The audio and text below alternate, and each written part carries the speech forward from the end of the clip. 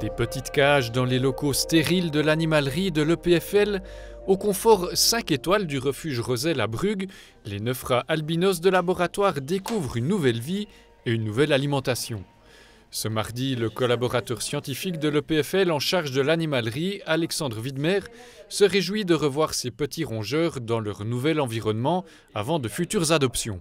Ça me fait très plaisir d'avoir eu l'opportunité de venir visiter le refuge et de voir nos rats ici, de voir les cages avec évidemment des plus grandes cages, plus d'enrichissement, une nourriture différente.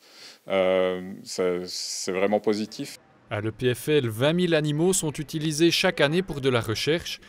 La haute école a été approchée par la protection suisse des animaux dans le but de sauver quelques-uns d'entre eux de l'euthanasie, mais pas uniquement.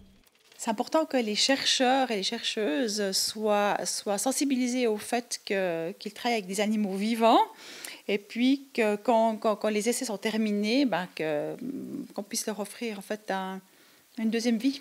À Brugge, aucun des 9 rats du refuge n'a été utilisé scientifiquement. Seul signe que ces animaux sont issus de laboratoires, ils sont particulièrement dociles et manipulables. C'est des femelles essentiellement qu'on importe de l'éleveur avec leur portée en fait.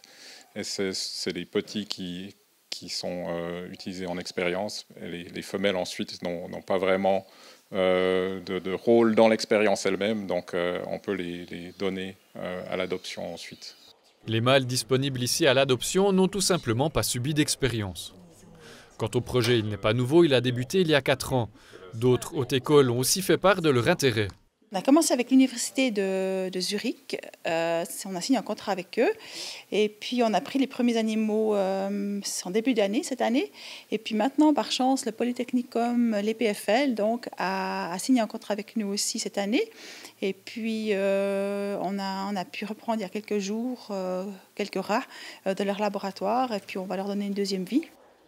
Karina, Topolina, Biscotti et leurs 6 autres congénères attendent maintenant de nouvelles familles d'accueil.